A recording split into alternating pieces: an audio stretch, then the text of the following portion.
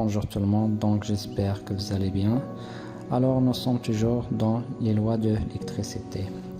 Alors aujourd'hui, Inch'Allah, nous allons voir un théorème le plus utilisé en électricité, c'est le théorème de Thevenin. Donc, soyez les bienvenus. Alors, théorème de Thevenin, c'est quoi le théorème de Thevenin? De réseau linéaire, par exemple un circuit quelconque, constitué d'un dipôle en régime continu peut être remplacé par un dipôle équivalent constitué d'une source de tension OTH en série avec une résistance RTH. Alors ici par exemple un circuit complexe qui est constitué de réseau linéaire, là ça veut dire réseau linéaire c'est des résistances des générateurs et alimente notre charge RC. Ça veut dire c'est quoi RC? C'est une résistance qu'on veut calculer la tension à ces bornes et le courant qui la traverse. Alors je peux simplifier ce schéma là en appliquant le théorème de Thevenin, ça veut dire le passage de là à là, afin d'avoir un circuit simple, voilà, qui est constitué de ETH, RTH, RC. Alors, tel que OTH et la tension V entre les deux bords du dipôle lorsqu'il est à vide. Ça veut dire la charge RC est débranchée. RTH et la résistance V entre les deux bords du dipôle lorsque toutes ces sources indépendantes sont remplacées par leur résistance interne. Pour passer d'un circuit complexe au modèle de Thevenin, il faut suivre les règles suivantes.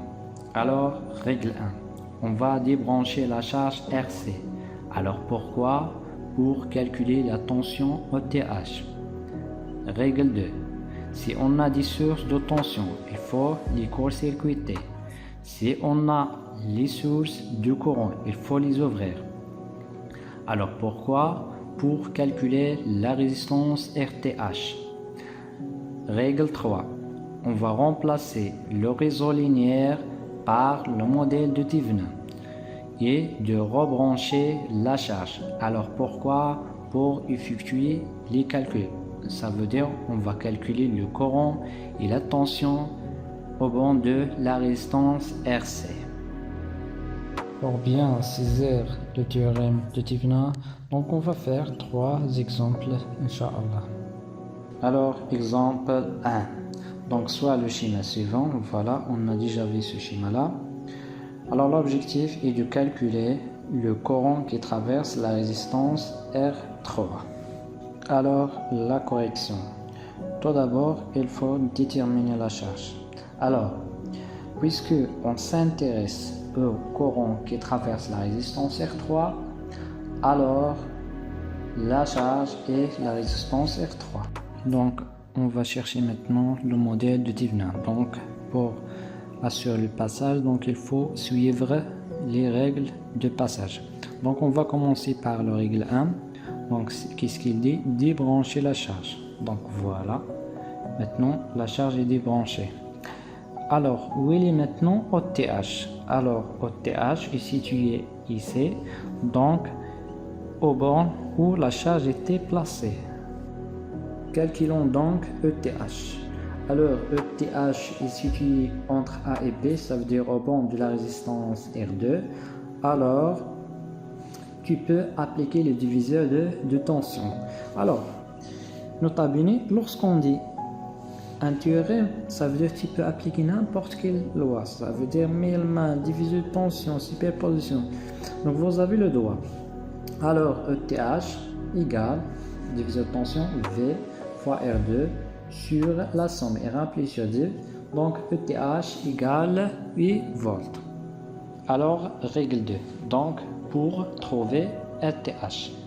Donc on a ici un générateur de tension. Alors qu'est-ce qu'on va faire? Donc il faut le court-circuiter. Alors on le remplace par un simple fil. Donc RTH est situé, c'est la résistance tout d'abord équivalente V entre A et B. Donc voilà, on voit bien que R1 et R2 sont en parallèle. Alors RTH égale multiplication sur la somme. Donc égale RTH égale 80 Alors, maintenant, on passe au règle 3 si tu effectues les calculs. Donc, on va remplacer ce réseau-là par le modèle de Thevenin qui est conçu d'un générateur TH en série avec une résistance RTH et de brancher la charge R3. Donc, pourquoi on fait ça? Donc, alors, pour calculer tout simplement ce courant qui est 3. Donc, c'est l'objectif de l'exercice. Alors, R3 traverse les deux résistances. Voilà. Donc, j'applique tout simplement la loi d'Ohm. Donc, R3 égale ETH sur R3 plus RTH. Donc, R3 égale 6 mA. Exemple 2. Donc, soit le schéma suivant.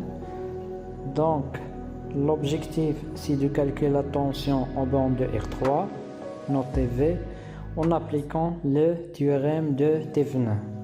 La correction. Alors, premièrement, il faut chercher la charge. Où est la charge? Alors, puisqu'on cherche V ici, et que V est au bande de R3, alors R3 c'est la charge. Donc maintenant la charge c'est R3. Alors premièrement, il faut calculer ETH. Ça veut dire on cherche le modèle de Thevenin. Donc pour calculer ETH, il faut débrancher la charge. Donc la charge maintenant elle est débranchée. Voilà le schéma. Donc ETH est situé ici. Dans quelle loi qu'on va appliquer? Donc tout simplement, on va appliquer le superposition. Donc ETH égale quoi? Égale V1 fois R2 plus V2 fois R1 sur la somme R1 plus R2. Donc tu peux appliquer aussi loi de Millman. Donc ETH égale 13,34 volts. Alors ETH est déjà calculé, donc il ne reste que RTH pour trouver le modèle de Thevenin. Donc pour calculer RTH, on doit court-circuiter les deux générateurs V1 et V2 puisque ce sont des générateurs de tension. Il faut les court-circuiter. Donc en fait, il faut garder tout simplement le schéma précédent où il n'y a pas de R3. Ok? Voilà le schéma simplifié. Donc alors RTH et c'est la résistance équivalente V entre A et B. Alors, on voit bien que R1 et R2 sont en parallèle. Alors, RTH égale la multiplication de R1 fois R2 sur la somme R1 plus R2. Donc, RTH égale 33 ohms. Alors, la phase finale, c'est de remplacer ce réseau-là par le modèle de Thevenin qui est conçu de ETH et RTH. Et aussi, il faut brancher la charge R3.